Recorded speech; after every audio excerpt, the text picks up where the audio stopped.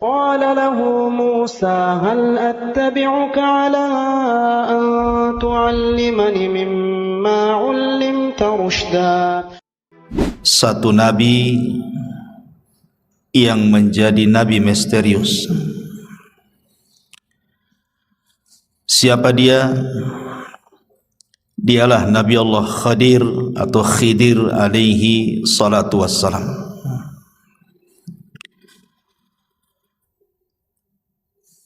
Nabi Khidir ini menarik untuk dibicarakan sebab menjadi polemik para ulama. Apakah dia masih hidup sampai sekarang ataukah dia sudah mati? Bahkan ada cerita-cerita di masyarakat bahwa mereka pernah melihat Khidir katanya. Artinya bahwa ini harus didudukkan secara pandangan syar'i. Apakah memang dia masih hidup? Siapa Nabi Khidir ini? Bagaimana kisah perjalanannya? Dan diutus ke mana beliau? Kemudian akhir hayatnya seperti apa? Kita akan bahas 1 jam ke depan tentang kisah Nabi Allah Khidir alaihi salatu wassalam. Ma'asyiral muslimin yang dimuliakan Allah subhanahu wa ta'ala, kita mulai dari nasabnya dulu. Ada yang mengatakan bahwa Khidir alaihi salatu wassalam adalah ibnu Nabi Adam alaihi salam min sulbihi. Dia adalah putra langsung daripada Adam. Ada yang mengatakan dia adalah ibnu Qabil min Adam. Dia putra daripada Qabil dan Qabil putra Adam. Ada yang mengatakan dia adalah sibtun Nabi Harun. Dia adalah cucu daripada Nabi Harun dari jalur Al-Is ibn Ishaq ibn Ibrahim. Bahkan ada yang mengatakan dia adalah putranya Fir'aun. Ini saya kan hanya menukilkan pendapat ulama. Bahkan ada yang mengatakan dia adalah anak daripada anak-anak Persia. Bahkan ada juga yang mengatakan dia salah satu turunan dari kaum Nabi Ibrahim yang beriman kepada Ibrahim. Wallahu a'lam mana yang benar satu. Tapi yang jelas bahwa di dalam Al-Quran memang tidak disebut nasabnya, karena Quran sering saya ulang-ulang bukan kitab sejarah. Quran itu kitab hidayah, sehingga hanya mencuplik beberapa kisah untuk diambil pelajaran. Ma'asyiral muslimin yang dimuliakan Allah subhanahu wa ta'ala, ada yang mengatakan namanya adalah Khadrun atau disebut dengan Khidir. Ada yang mengatakan namanya Amir. Ada yang mengatakan namanya Balyan ibnu Malkan. Tetapi kalau kita melihat pada hadis dalam Islam, maksudnya riwayat yang sahih dalam Islam, namanya adalah Khidir. Itulah yang kita kenal berdasarkan hadis Nabi SAW yang dikeluarkan Imam Bukhari. Nabi SAW mengatakan, innama sumiyal khidru atau khadiru li'annahu jalasa ala farwatin bayda fa idza hiya tahtaz min khalfihi hadra. Kata Nabi SAW, sesungguhnya dikasih nama Khidir. Kenapa Khidir diberi nama Khidir? Karena kalau dia duduk di sebuah padang pasir gersang, kemudian setelah dia bangkit dari tempat duduk itu, tempat duduknya itu menghijau, tumbuh-tumbuhan. Maka disebut Khidir dari kalimat hadra. Hadrah itu artinya tumbuh-tumbuhan, makanya sayur dalam bahasa Arab itu hadrawat. Dan itu salah satu mukjizat Nabi Khidir adalah ketika dia duduk di tempat gersang, bekas tempat duduknya itu tumbuh rumput, menghijau semuanya. Ma'asyiral muslimin yang dimuliakan Allah Subhanahu wa taala, menjadi perselisihan ulama. Apakah Khidir ini seorang rasul? Apakah Khidir ini seorang nabi? Apakah Khidir ini seorang wali? Ataukah dia hanya rajul saleh, orang saleh saja? Atau dia malaikat? Pendapat yang pertama mengatakan bahwa Khidir itu bukan hanya seorang nabi, tapi juga rasul. Berdalil dengan nanti dalam surah Al-Kahfi yang kita akan bahas. Karena Khidir ini diberikan rahmat, karunia rahmat dan juga ilmu, menunjukkan bahwa rahmat dan ilmu itu tidak diberikan kepada tidak diberikan kecuali kepada seorang nabi dan rasul. Tapi ada juga yang mengatakan, dan ini pendapat yang kuat wallahu alam, jumhurul ulama, mayoritas ulama mengatakan Khidir itu nabi, tapi tidak sampai ke level rasul. Karena setiap rasul itu nabi, tapi setiap nabi belum tentu rasul. Nanti kita akan jelaskan. Ada juga yang mengatakan bahwa Khidir itu wali, dan ini banyak diyakini oleh orang-orang yang menisbatkan kepada sufi, orang-orang sufi, orang-orang tasawuf, dan juga orang-orang syiah. Mereka cenderung mengatakan Khidir itu bukan nabi tapi wali, tapi derajatnya lebih tinggi di atas nabi. Dalilnya apa? Karena Nabi Musa belajar kepada Khidir, menunjukkan Khidir lebih tinggi dibandingkan Musa, karena Musa belajar sama dia masalahnya. Sehingga mereka membuat kaedah bahwa Khidir itu wali, dan wali itu lebih tinggi dibandingkan nabi gitu. Nanti kita akan bantah. Saya sebutkan pendapat-pendapat dulu. Kemudian yang keempat, Khidir itu malaikat yang menjelma dalam bentuk Bani Adam, dan juga ada yang mengatakan dia hanya orang biasa tapi soleh. Tapi sekali lagi pendapat yang kuat wallahu alam, Khidir itu seorang nabi, tapi tidak sampai ke rasul, tapi di atasnya wali, karena nabi itu di atasnya wali. Dalil bahwa Khidir ini seorang nabi,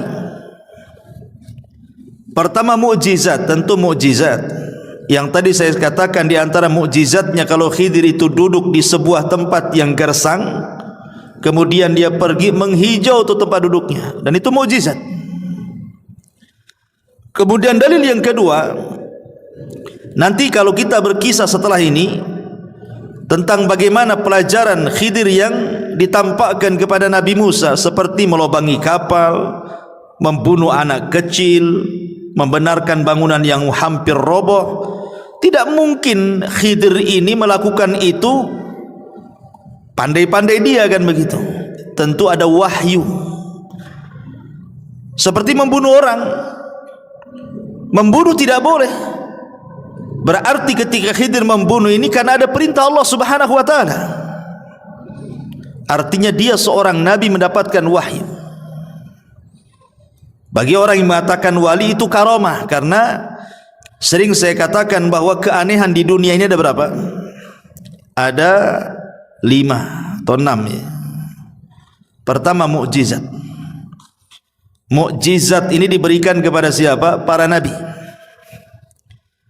Yang kedua karomah, diberikan kepada para wali. Yang ketiga maunah, diberikan kepada orang biasa yang saleh. Kemudian yang keempat sihir, diberikan kepada para dukun, para bomo paranormal. Dan yang terakhir al-ihana. Ihana itu keanehan tapi untuk menghinakan. Seperti ketika Musailamah al-Kadzab didatangi orang yang buta sebelah, kemudian minta mata yang buta sebelah itu disembuhkan. Datang dia kepada Musailamah Al-Kadzab, si nabi palsu itu, karena yakin dia seorang nabi bisa menyembuhkan. Diludahi sama Musailamah, akhirnya dua-duanya buta.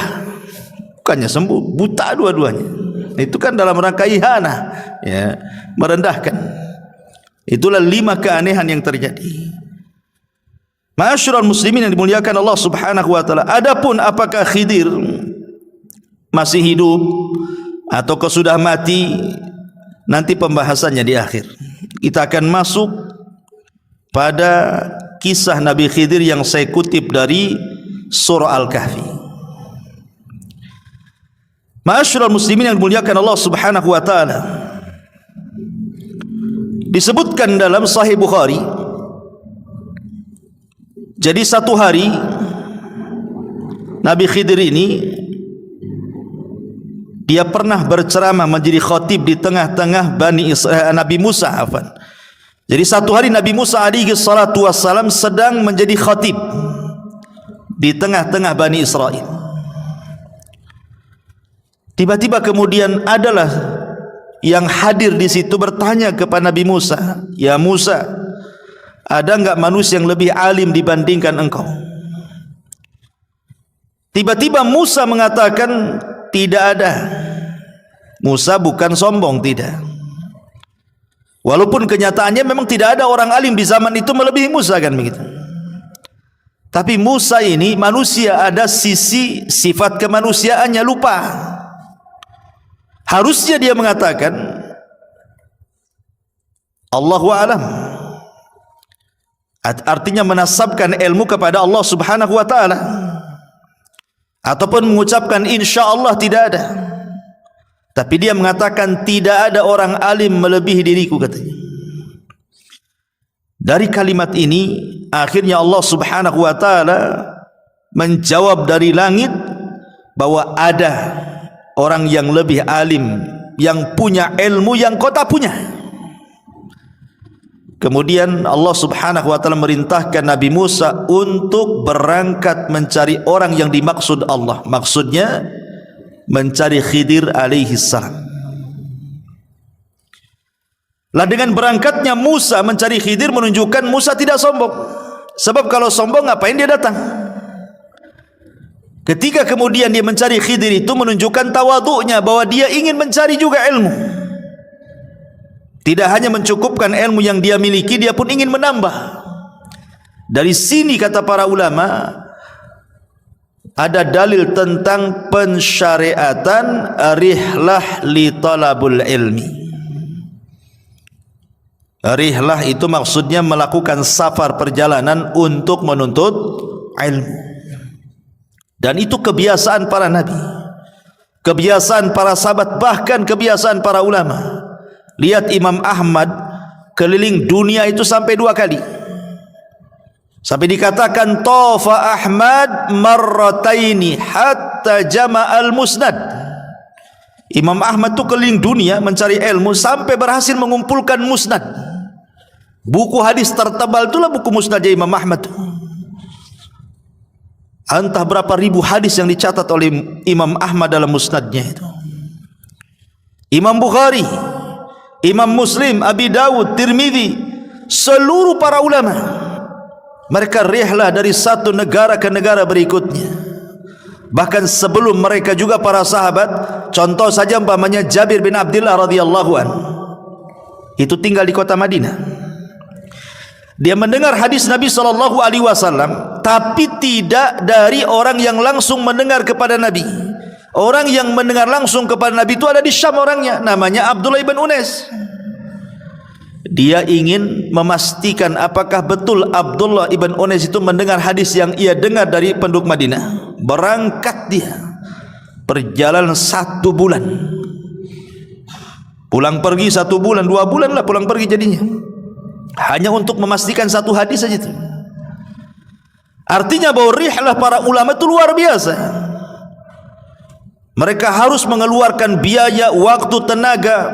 Kita ini muhajirin itu kalau di Batam ini enggak terlalu jauh. tapi sedikit yang datang kemari. Ya. Nggak tahu kalau setelah ngaji diajak makan, tak tahu ya.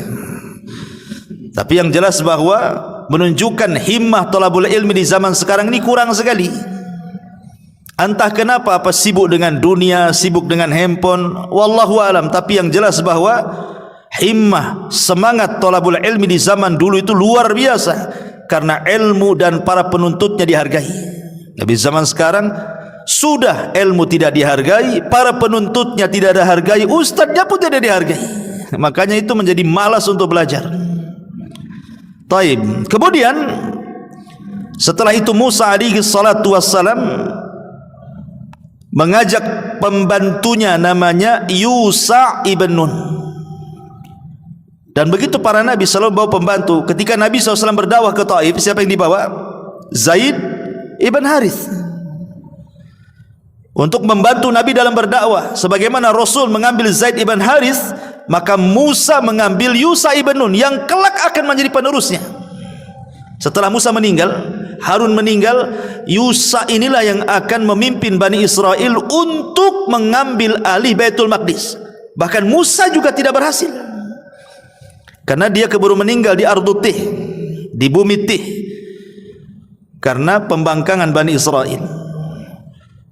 Padahal nama Yusha dalam Al-Quran kan tidak disebut namanya kan. Allah membahasakan dengan kalimat fatah, pemuda. Namanya siapa pemuda ini? Baru dijelaskan oleh ahli tafsir bahwa yang dimaksud pemuda dalam surah Al-Kahfi itu maksudnya Yusha ibn Nun. Tapi lihat, walaupun namanya tidak dicantumkan dalam Al-Quran, tapi dia bisa mengukir sejarah melebihi Nabi Musa, padahal tidak dikenal. Menunjukkan bahwa mengukir sebuah jasa untuk kebaikan orang itu tidak mesti harus dikenal manusia. Gak apa-apa kita dikenal Allah, tidak dikenal di hadapan manusia, seperti Yusha ibn Nun.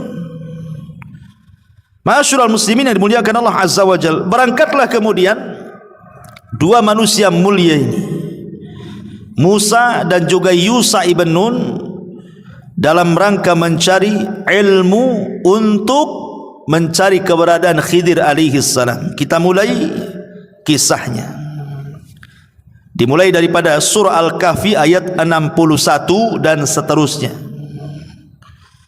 Allah Subhanahu wa taala mengatakan, "Wa idz qala Musa li fatahu la abrah hatta ablugha majma'al bahraini aw amdiya hukuba."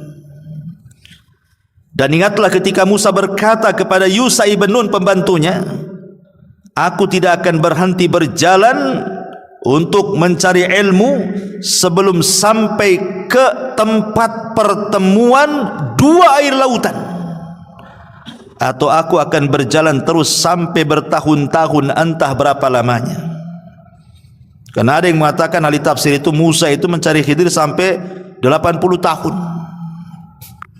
Ada yang mengatakan seperti itu, wallahu alam. Ya.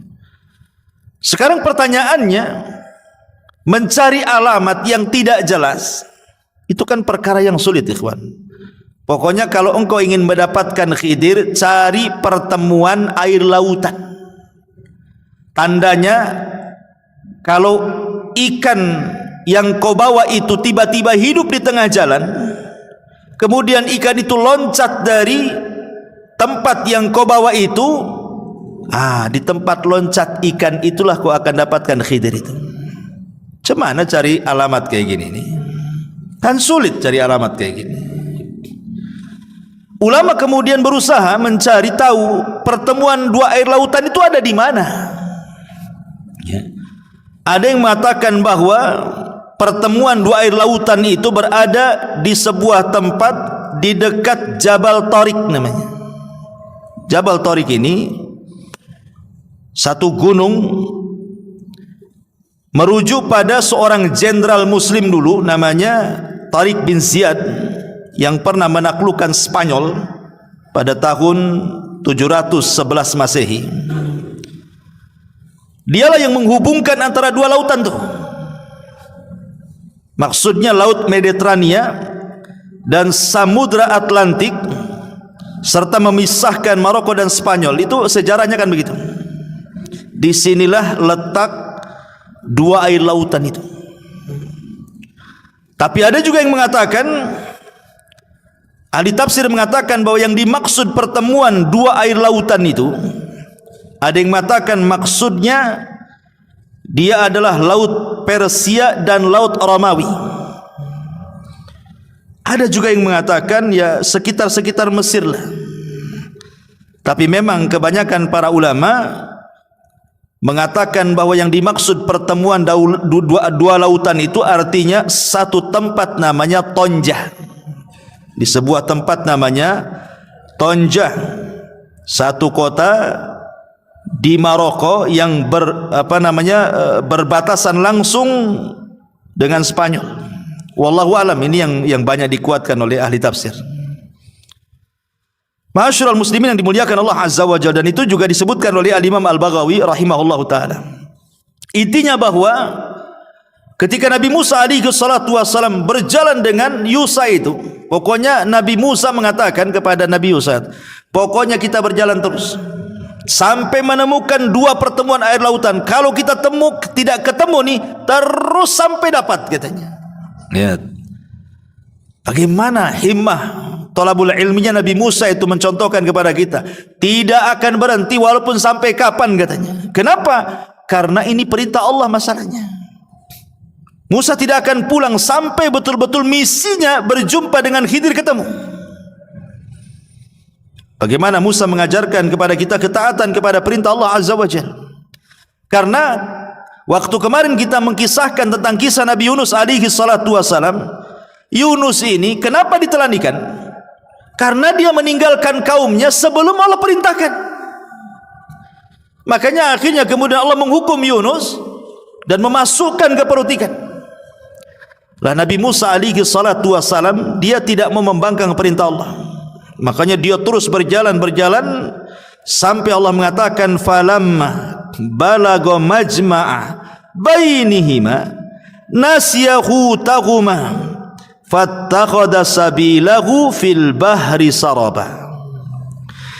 Maka ketika mereka sampai ke pertemuan dua laut itu, mereka lupa ikannya, lalu ikan itu melompat mengambil jalannya ke arah laut itu. Disebutkan dalam Sahih Bukhari, kan kisah Khidir kan disebutkan oleh Sahih Bukhari itu panjang juga tuh. Jadi ketika Nabi Musa alaihi salatu wasallam dengan Nabi Yusa ini berjalan, rupanya kan mereka ingin istirahat. Ketika istirahat itulah keduanya tertidur. Yang terbangun pertama adalah Yusa ibn Nun.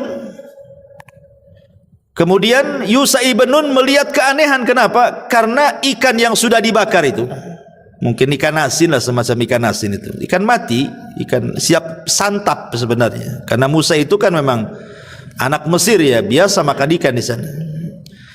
Tiba-tiba kemudian ikan yang mati yang sudah terpanggang itu, siap makan itu, tiba-tiba hidup ikan itu.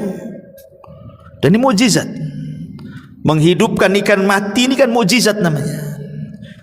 Lah ketika hidup, loncat pula ikan itu, kemudian masuk ke genangan air di situ, tapi tidak pergi dari situ, hanya putar-putar di genangan air itu saja. Yusa ibn Nun ini melihat itu, aneh gitu, kok bisa terjadi seperti itu. Ketika kemudian Musa bangun, Yusa ibn Nun lupa mau menceritakan peristiwa itu. Kata Musa, ayo kita lanjutkan perjalanan, katanya. Yusa lupa, Yusa ibn Nun itu, bahwa itu tandanya kan begitu. Kalau ikan itu loncat dari tempat, nah itulah Khidir di situ kan. Lupanya lupa dia. Kata Nabi Musa, ayo kita lanjutkan perjalanan. Ayo, kata Yusa. Kemudian disebutkan Allah katakan falamma jawaza qala li fatahu atina ghada'ana laqad laqina min safarina hadza nasaba. Maka ketika mereka sudah melewati tempat yang tadi ikan loncat di situ, Musa berkata kepada pembantunya, bawalah kemari makanan kita itu. Ikan-ikan itu mana, katanya. Sungguh kita telah merasa letih karena perjalanan kita. Di sini ada keanehan. Nabi Musa itu diberikan kekuatan oleh Allah Azza wa Jalla. Dia tidak pernah capek. Mau jalan sejauh manapun tidak pernah capek. Tetapi kali ini dia merasakan kepenatan yang luar biasa. Kok capek kali? Berarti di sini ada sinyal tuh, ada apa-apa. Kok biasa nggak capek, kok capek gitu. Akhirnya dia mengatakan kepada Yusa, kita berhenti di sini. Kita makan dulu katanya. Mana ikan-ikan itu katanya. Pas ditengok ikan itu sudah tak ada. Kemudian Yusa mengatakan, oh iya, aku baru ingat, kata Yusa ibn Nun, waktu kemarin kita istirahat di sebuah batu tuh, ada peristiwa aneh, ikan yang kita bawa itu hidup kemudian loncat dan ada di genangan air katanya. Makanya Allah mengatakan, qala ara'aita idh awaina ila as-sakhrati fa inni nasitul hut wa ma ansanihi illa syaitan an adhkurahu wattakhadha sabilahu fil bahri ajaba. Lalu Yusa ibn Nun mengatakan, tahukah engkau ketika kita mencari tempat berlindung di batu itu, wahai Musa, aku lupa menceritakan tentang ikan itu katanya. Dan tidak ada yang membuat aku lupa untuk mengingatnya kecuali setan. Dan ikan itu mengambil jalannya ke laut dengan cara yang aneh sekali katanya. Apa kata Musa? Musa mengatakan, itu yang benar. Ayo kita balik lagi ke situ katanya. Senang Nabi Musa. Karena sudah ada titik terang di mana keberadaan Khidir dan pertemuan dua air lautan itu.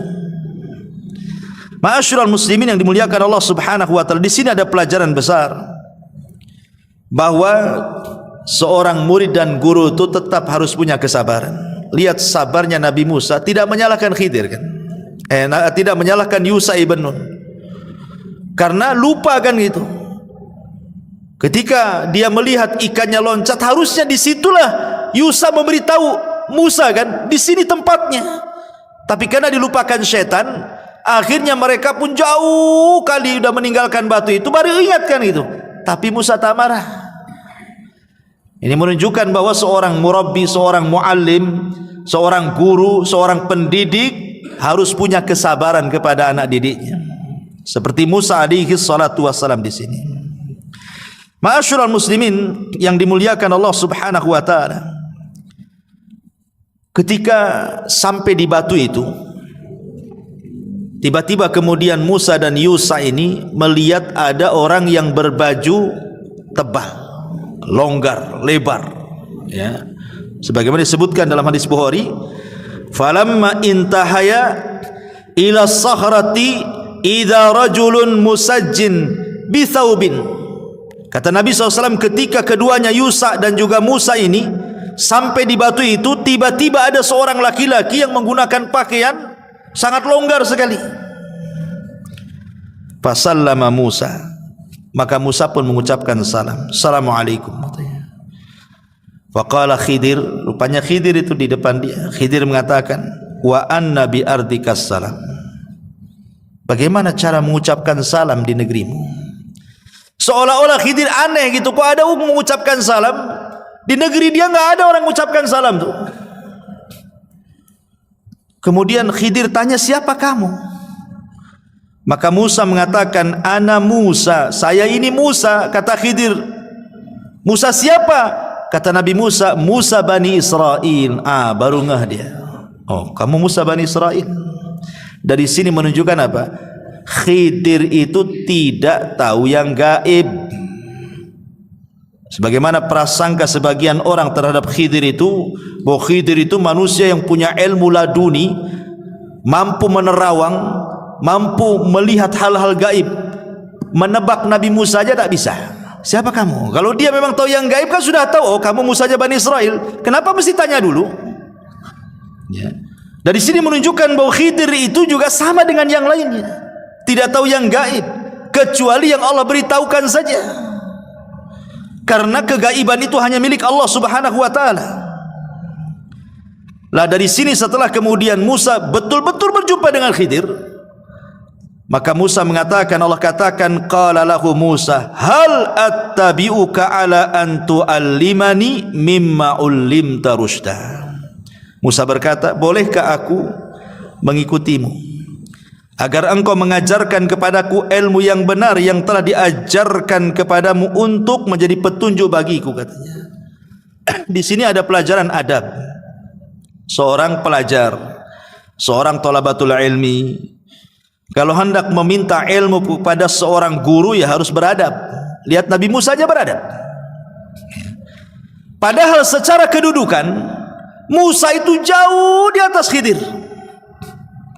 Bagaimana tidak jauh di atas Khidir? Dia bukan hanya seorang nabi, dia bukan hanya seorang rasul, dia adalah kalimur rahman, dia adalah ulul azmi minar rusul, dan dialah nabi yang paling masyhur dari seluruh nabi-nabi Bani Israel, dan turun Taurat padanya.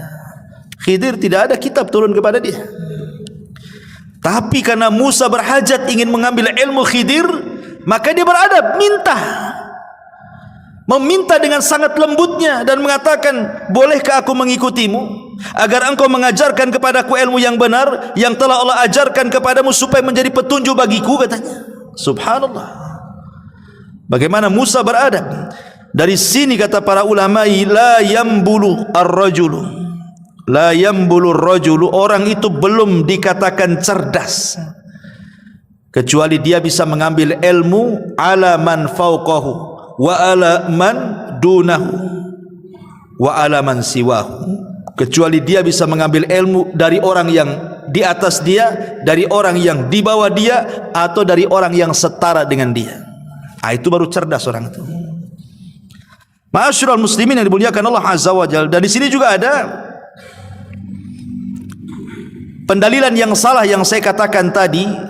Ada sebagian orang menganggap bahwa wali itu lebih tinggi dibandingkan nabi. Buktinya apa? Khidir menjadi gurunya Nabi Musa. Berarti wali itu lebih tinggi dibandingkan para nabi. Kita katakan nabi lebih tinggi dibandingkan wali. Nabi itu lebih tinggi dibandingkan wali. Dari mana kita tahu? Karena Nabi Musa alaihi salatu wassalam, dia mengatakan dalam hadis itu, ya Musa, ketika dalam perjalanan Nabi Musa alaihi salatu wassalam dengan Khidir, salah satu diskusinya adalah, ya Musa, inni ala ilmin min ilmillah allimnihi la ta'lamhu anta wa anta ala ilmin allamakahu la a'lamuhu, kata Khidir. Hei Musa, aku punya ilmu yang kau tak punya, tapi kau juga punya ilmu yang aku tidak punya. Ya. Ini bantahan bahwa orang-orang yang menganggap bahwa Khidir itu lebih tinggi dibandingkan Musa, maknanya Khidir itu wali, Musa itu nabi. Kok nabi belajar sama wali, berarti wali lebih tinggi dibandingkan nabi. Kita katakan di sini ada dialog. Khidir sendiri yang ngomong kepada Nabi Musa, hei Musa, aku punya ilmu yang kau tak punya, tapi aku juga tak punya ilmu yang kau punya. Artinya masing-masing punya ilmu di sini. Kecuali kalau memang Musa tidak punya ilmu kecuali Khidir yang punya, itulah. Ini kan masing-masing punya ilmu. Dan kita tidak ragu lagi bahwa ilmu yang dimiliki Nabi Musa jauh lebih banyak dibandingkan ilmu yang diberikan kepada Khidir. Karena dia seorang nabi, ulul azmi, lebih mulia dibandingkan Khidir alaihi salam. Tetapi Khidir memberikan syarat dan mengatakan, qala innaka lan tastati'a ma'iya sabra. Sungguh engkau tidak akan sabar kalau belajar sama saya, katanya. Tidak usahlah, kau enggak akan sabar. Ya. Apa kata Nabi Musa? Wa kaifa tasbir ala ma lam tuhit bihi khubra. Bagaimana engkau bisa mengatakan seperti itu? Kan belum dicoba. Aku belum belajar kok kamu sudah mengatakan seperti itu, katanya. Kemudian Nabi Musa meyakinkan kepada Khidir dan mengatakan, satajiduni insyaallah sabira wala a'silaka amra. Insyaallah akan engkau dapati aku termasuk orang yang sabar dan aku tidak akan menentangmu dalam urusan apapun. Itu janjinya Nabi Musa. Saya akan sabar, apapun yang kau ajarkan saya terima. Di sini ada faedah apa? Seorang talabul ilmi harus punya kesabaran. Kalau tidak punya kesabaran tidak akan dapat ilmu itu. Makanya Yahya bin Abi Katsir mengatakan apa? Ilmu itu tidak akan didapat birahatil jismi, dengan istirahatnya badan. Antum kalau duduk tidur nggak akan dapat ilmu. Tapi antum kalau datang ke majelis taklim, mendengarkan atau beli buku, baca buku atau dengerin YouTube ustadz-ustadz yang sedang ceramah, baru dapat ilmu. Kalau kelayapan ke sana kemari, kuliner ke sana kemari, ilmu ya ilmu kuliner dia dapat lah. Tapi ilmu agama dia tak akan dapat. Kemudian fantalaqa, Khidir mengatakan, fa inittaba'tani. Ini syarat yang harus dipegang Nabi Musa. Jika engkau mengikutiku, kata Khidir, fala tas'alni an syai'in, jangan pernah menanyakan sesuatu kepadaku, hatta uhditsa laka minhu dzikra, sampai aku yang menerangkannya. Kau diam saja, kau lihat saja. Awas kalau kau bertanya, kata Khidir. Jadi ancam duluan tuh. Fantalaqa hatta idza raqiba fis safinati kharaqaha. Ini pelajaran pertama nih. Berangkatlah dua manusia mulia dan juga Yusha ibn Nun, ini bertiga berarti kan, dalam satu perahu. Dalam hadis Bukhari, ketika pemilik perahu itu melihat Khidir, rupanya kenal bahwa Khidir ini orang mulia di tengah-tengah mereka, makanya ketika naik perahu tidak usah bayar. Jadi nggak ada bayar, langsung naik saja Nabi Musa itu dengan Khidir di situ. Di tengah perjalanan, di tengah-tengah lautan itu, sambil berbincang-bincang Musa dengan Khidir, tiba-tiba melihat burung. Burung itu tiba-tiba menukik ke lautan, kemudian mengambil sebagian kecil air dengan paruhnya, kemudian naik lagi, kemudian hinggap di ujung perahu. Khidir alaihi salatu wassalam mengatakan, ya Musa, ma naqasa ilmi wa ilmuka min ilmillah illa ka naqrati hadal usfur fil bahri.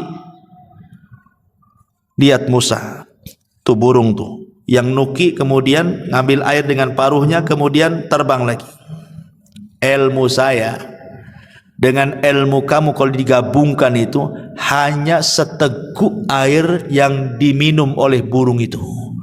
Adapun lautan ini, inilah ilmu Allah, katanya.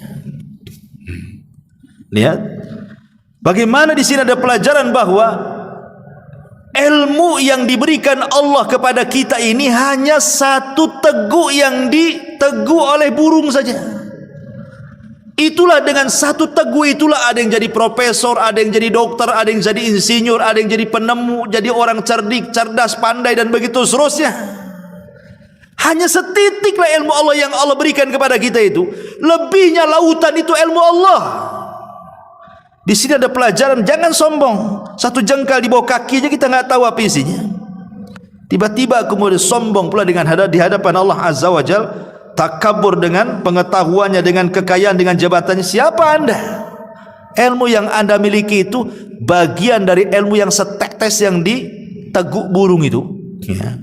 Ma'asyiral muslimin yang dimuliakan Allah Azza wa Jalla. Kemudian ketika sampai di daratan, sudah kapal itu sudah mendarat gitu ya, sudah menepi. Tiba-tiba Nabi Khidir alaihi salatu wassalam merusak kapal itu dengan cara apa? Menyobek satu papan. Ditarik satu papan itu, ya secara otomatis tiba-tiba kapal itu tenggelam lah. Lah Musa masih di situ, Khidir masih di situ, yang punya perahu masih di situ. Apa kata Nabi Musa alaihi salatu wassalam? Qala akharaqtaha litughriqa ahlaha laqad ji'ta syai'an amra, kata Nabi Musa. Sungguh engkau telah berbuat sesuatu yang salah besar, wahai Khidir. Kenapa kau bolongi perahu ini, katanya? Apakah kau akan menenggelamkan pemiliknya? Padahal dia di sana juga. Musa tidak mengatakan apakah kau akan menenggelamkan kapalnya, tidak. Tapi apakah kau akan menenggelamkan pemiliknya? Nabi Musa mendahulukan jiwa orang tuh, bukan perahunya, tapi jiwanya.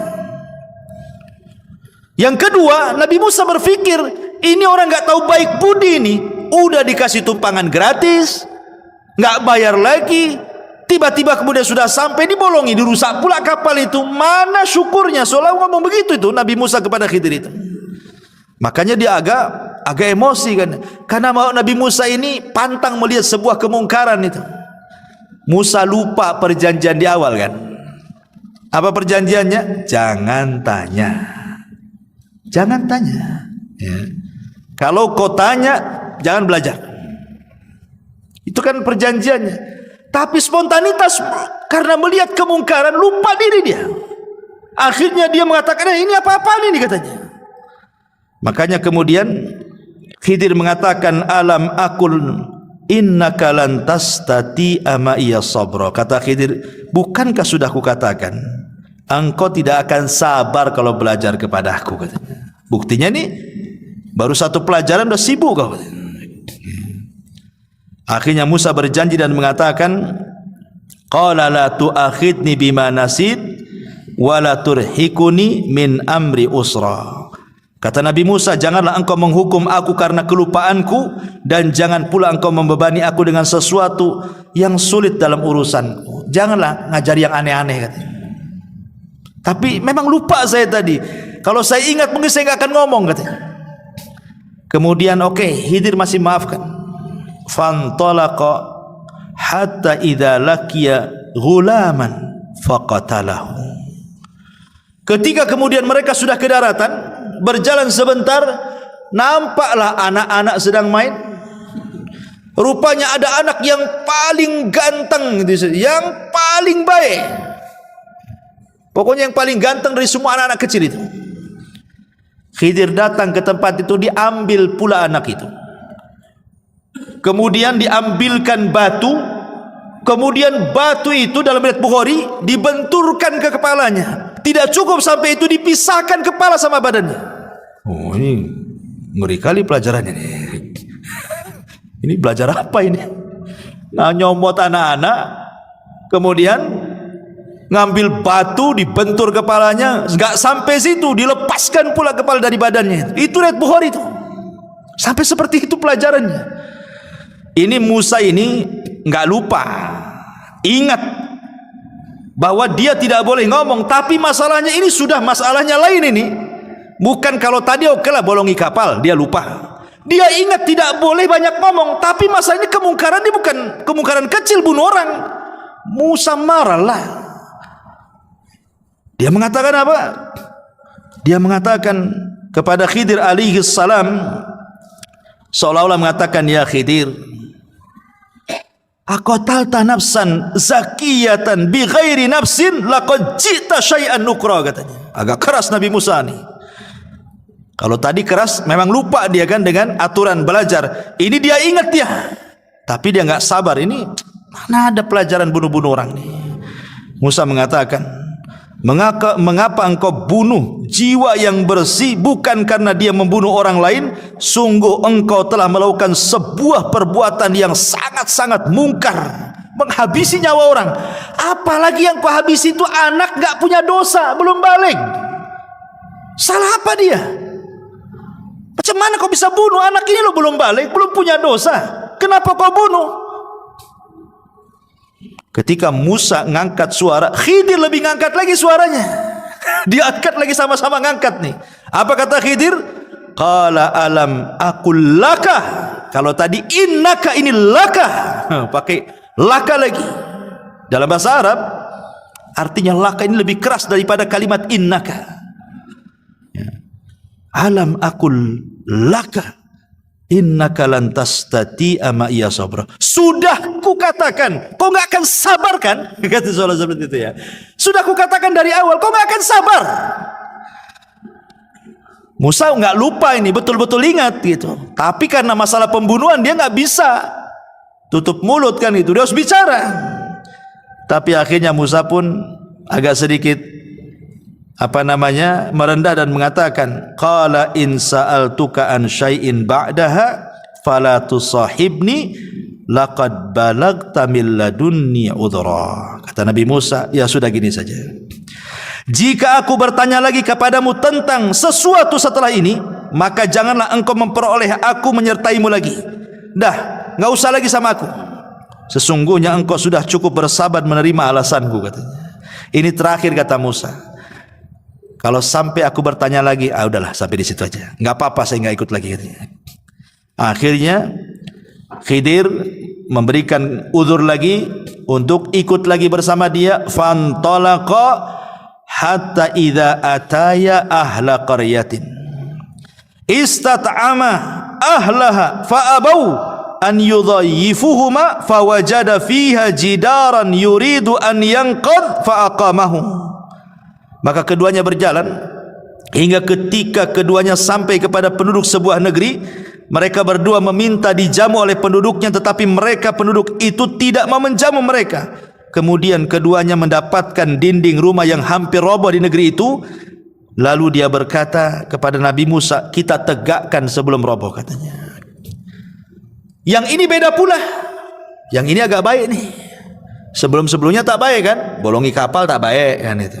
Bunuh orang lebih tak baik lagi. Ini pula berbuat baik. Dinding mau roboh diperbaiki lah. Ini gimana ini kan? Ini seolah terbalik 180 derajat nih pelajarannya nih. Ya. Ada yang mengatakan ahli tafsir bahwa negeri yang didatangi yang rusak itu adalah namanya Antokia. Ya, negeri itu namanya negeri Antokia. Negeri itu rusak serusak-rusaknya. Semuanya bakhil. Nggak ada orang baik di situ. Ketika melihat ada orang asing itu mereka nggak peduli. Padahal Khidir dan Nabi Musa ini sudah kelaparan. Tetapi ketika kemudian masuk ke negeri Antokia itu satu orang pun tidak mau menjamu. Akhirnya kata Khidir ini, kalau gitu kita cari tempat lain. Ini penduduk ini jahat semua nih. Keluar, sebelum keluar di perbatasan kota itu adalah rumah sudah doyong mau roboh. Ya. Jadi Khidir mengatakan kepada Musa, tunggu dulu. Ini rumah mau roboh nih. Kita perbaiki rumah ini dulu. Kata Nabi Musa, ya Khidir, kenapa kita tidak mengambil rumah yang jelas-jelas ada penghuninya? Kalau kita perbaiki kan dapat upah, kita bisa makan tuh dengan upah tuh. Ini tak jelas penghuninya, kemudian kita perbaiki, dapat apa kita di sini, katanya. Nah, ini sudah pertanyaan ketiga. Ya, makanya kemudian Khidir marah dan mengatakan, hadza firaqi baini wa bainik. Inilah perpisahan antara aku dengan kamu. Sudah ini udah ketiga kalinya masalah yang ngomong. Ya. Ma'asyiral muslimin yang dimuliakan Allah Subhanahu wa taala. Lah sebelum berpisah itulah Khidir menjelaskan kenapa dia sampai membolongi kapal.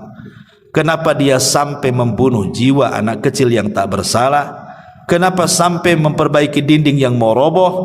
Apa kata Khidir kepada Musa sebelum pisah? Ammas safinatu fakanat limasakina ya'maluna fil bahri fa aradtu an aibaha wa kana wara'ahum malikun ya'khudhu kulla safinatin ghasba. Adapun perahu itu adalah milik orang miskin.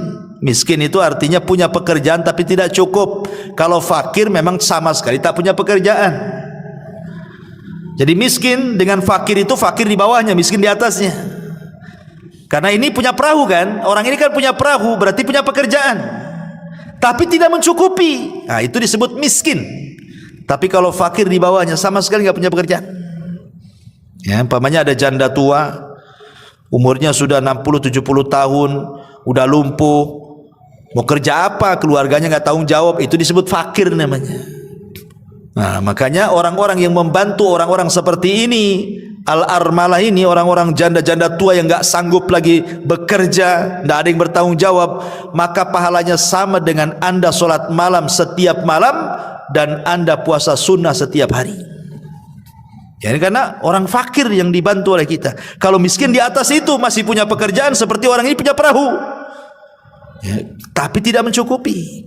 Lah, Khidir mengatakan, adapun perahu itu milik orang miskin yang bekerja di laut. Aku bermaksud merusaknya karena di hadapan mereka ada seorang raja yang suka merampas setiap perahu yang bagus. Jadi Khidir ingin mengatakan, aku loh tidak merusak parah, hanya membeset kayu supaya dia tenggelam. Kalau seandainya dia mau pakai perahu lagi kan tinggal diangkat, diperbaiki sebentar aja udah bisa itu. Sebab kalau seandainya itu perahu itu nampak cantik, nampak bagus, nanti digosok, diambil, dicuri, dirampok sama penguasa sini. Penguasa sini jahat-jahat. Dari sini ada kaidah ikhwatu fiddin muliakan Allah Subhanahu wa taala, bahwa boleh kita melakukan kemadharatan kecil untuk mendapatkan kemaslahatan besar. Membolongi kapal ini kan kecil karena bisa diperbaiki lagi nanti. Tapi kalau tidak dibolongi, diambil lagi, kan madharatnya lebih besar tuh.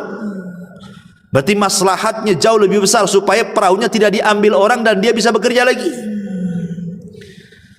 Contohnya apa? Contohnya kalau antum sakit, punya gula umpamanya, diabetes. Kata dokter ini jarinya harus dipotong, diamputasi. Kalau tidak akan menjalar. Memotong jari itu tidak boleh. Karena jari ini bukan milik kita, milik Allah. Dari atas kepala sampai kaki itu milik Allah. Tidak boleh kita menyakiti badan kita sendiri. Tapi kalau seandainya kata dokter ini harus dipotong, diamputasi nih, kalau enggak nanti kemana-mana itu virusnya, berarti kita memotong itu sebenarnya salah, tidak boleh. Tapi karena ada maslahat besar, kalau tidak dipotong mati, berarti boleh memotong jari untuk kemaslahatan yang lebih besar, hidup dia gitu maksudnya. Nah, itulah namanya kaidah melakukan madarat kecil untuk mendapatkan maslahat besar. Ya, dan ini kaidah ini ma'ruf, bisa dipakai di mana-mana. Kemudian dia mengatakan, wa ammal ghulam fakana abawahu mu'minaini fakhashina an yuhriqahuma tughyanan wa kufra. Adapun anak yang ganteng yang saya ambil, yang saya pukul dengan batu dan saya pisahkan lehernya itu, dia itu punya orang tuanya soleh, orang tuanya baik. Aku takut kalau dia besar, anak ini jadi kufur, jadi jahat, durhaka, akhirnya mengganggu agama kedua orang tuanya. Makanya kubunuh sebelum dia besar. Ini kan tidak mungkin Khidir melakukannya kecuali karena wahyu. Tidak bisa antum main-main, anak pengenlah jadi Khidir. Tengokin anak-anak yang lagi main-main tuh. Siapa yang paling nakal, antum ambil tusuk pakai pisau. Kenapa Ustaz? Kenapa kau tusuk tuh? Nampak kecil-kecil dan nakal tuh. Nanti udah besar apa kurang ajar katanya. Ini tidak bisa kita lakukan seperti Khidir karena kita tidak dapat wahyu. Khidir ini melakukan karena wahyu. Dan ini juga ada dalil bahwa bagaimana Allah mengatakan wa asa an tuhibbu syai'an wa huwa syarrul lakum wa asa an takrahu syai'an wa huwa khairul lakum. Terkadang yang kita anggap baik buruk pula di sisi Allah. Terkadang apa yang kita anggap buruk baik pula di sisi Allah. Meninggalnya anak ini kan keburukan. Mana ada orang tua yang menginginkan anaknya mati? Enggak ada orang tua yang menghendaki anaknya mati kan? Wa asa an takrahu syai'a. Tapi terkadang apa yang kita anggap buruk ini menjadi kebaikan bagi dia di sisi Allah. Kalau tidak dibunuh sama Khidir, dia akan besar, bisa saja dia membunuh orang tuanya. Wa asa an takrahu syai'an wa yaj'alallahu fihi khairan katsira, kata Allah. Boleh jadi sesuatu yang Anda anggap buruk itu ada kebaikan yang banyak di situ. Ya. Ma'asyiral muslimin yang dimuliakan Allah Subhanahu wa taala, wa ammal jidar, yang ketiga. Adapun kenapa tadi saya memperbaiki dinding yang rumah yang mau roboh itu. Wa ammal jidar. Fa kana li gulamaini yatimaini fil madinati wa kana tahtahu kanzun lahuma wa kana abuhuma salihan fa arada rabbuka an yablugha ashuddahuma wa yastakhrija kanzahuma rahmatan min rabbika wa ma fa'altuhu an amri dzalika ta'wilu ma lam tasti alaihi sabra. Kata Nabi Khidir kepada Musa, adapun dinding yang meroboh itu milik dua anak yatim. Tuh kakek buyutnya, ada yang mengatakan kakek buyut yang ke-9 atau yang keberapa, dulunya orang soleh. Kita jaga sekarang cicit cucutnya nih. Karena di balik rumah itu ada harta karun. Sempat roboh rumah ini, kita tahulah ini orang-orang Antokia ini jahat-jahat. Kita aja masuk gak mau dikasih makan, tiba-tiba dapat harta karun. Orang bakhil itu jelas pasti akan datang mengambilnya. Makanya kita rawat hartanya supaya jadi warisan. Dari sini kata para ulama, kalau ingin baik anak-anak kita, maka baiklah kita. Kalau kita baik, orang tua baik, kita soleh, istri kita soleha, jangan khawatir tentang anak kita. Sekalipun kita meninggal, Allah akan utus malaikat merawat mereka. Lihat di sini, Allah utus Khidir dan Musa untuk merawat anak kecil kan. Maksudnya harta warisannya dirawat. Karena apa? Karena kakek buyutnya itu ada yang soleh tuh. Berarti menunjukkan bahwa kesolehan itu bisa ditularkan kepada anak cucunya walaupun dia sudah meninggal. Ya. Maka penting memberikan contoh kepada orang lain. Ya. Ini diantara takwil daripada Khidir kepada Musa alaihi salam, dan dia akhiri dengan mengatakan apa? Wa ma fa'altuhu an amri. Musa, aku tidak melakukan ini bukan karena pandai-pandai aku, tidak, tapi ini karena perintah Allah. Dari sini menunjukkan Khidir itu nabi, ya, karena bukan atas kehendak dia, tapi ada yang nyuruh. Siapa yang nyuruh? Allah subhanahu wa ta'ala. Inilah perkara yang kau tidak bisa sabar di situ. Kata Nabi SAW ketika menceritakan kisah Khidir dan Musa ini, disebutkan dalam hadis yang disepakati Bukhari Muslim. Apa kata Rasul? Yarhamullahu Musa lawaridna law sabara hatta yaqussu alaina min amrihima. Semoga Allah merahmati Musa. Kalau seandainya Musa mau lebih sabar lagi, tentu akan banyak kisah-kisah yang luar biasa yang sampai kepada kita. Tapi Musa tak sabar, ya 3 itu sajalah yang sampai kepada kita, gitu maksudnya. Ya. Taib, sampai di sini kisahnya. Sekarang, apakah Khidir itu masih hidup ataukah sudah mati? Ini pembahasan terakhir. Ma'asyiral muslimin yang dimuliakan Allah Subhanahu wa taala. Ada yang mengatakan bahwa Khidir itu masih hidup dengan dalil. Dalil yang pertama, riwayat Ibnu Abbas radhiyallahu an, bahwa Khidir itu akan dipanjangkan usianya sampai berjumpa dengan Dajjal dan dia mendustakan di depan Dajjal. Menunjukkan Khidir masih hidup karena Dajjal di akhir zaman keluarnya. Ini satu.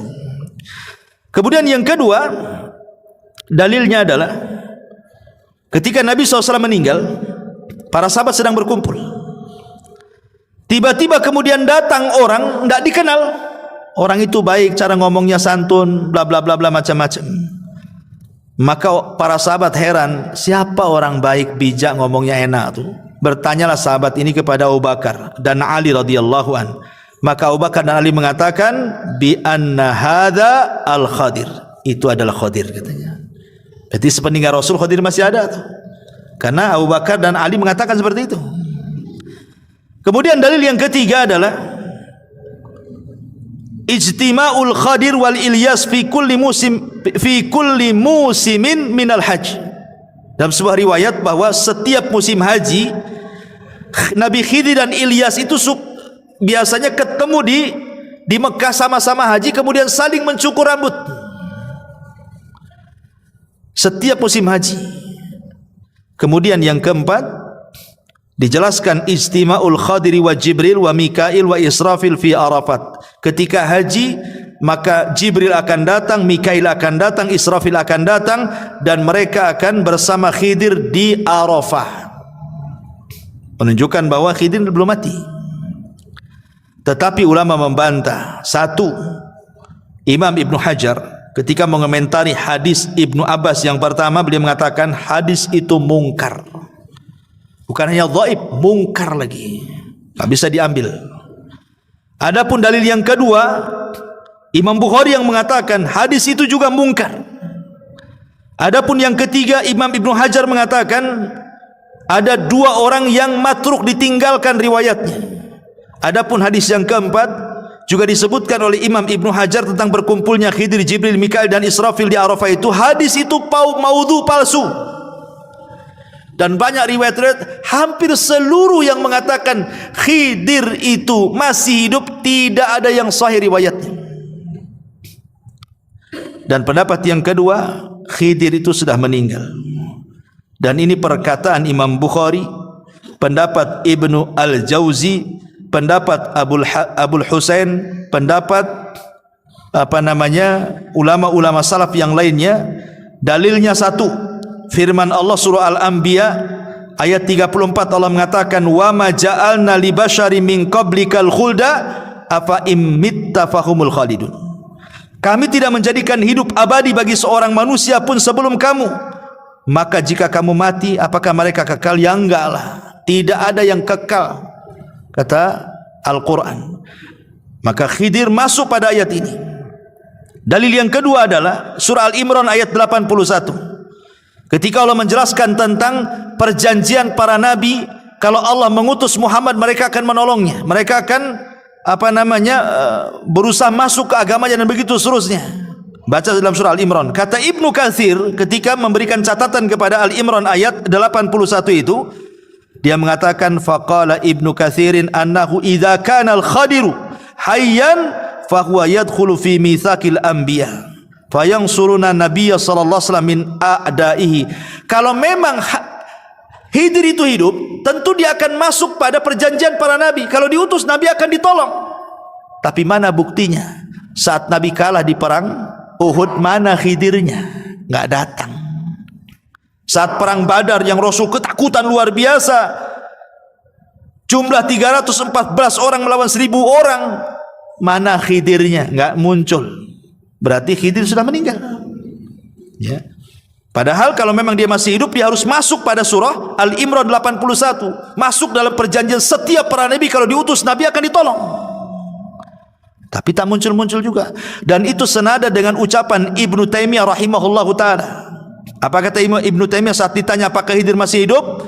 Kata beliau, "Lau kana al-Khadiru hayyan lawajaba alaihi an ya'tiyan nabiyya sallallahu alaihi wasallam wa yujahidu baina yadayhi wa yata'allama minhu wa qad kana an-nabiyyu sallallahu alaihi wasallam yauma badrin Allahumma intalik hadhihi isaba falan tu'bad abada."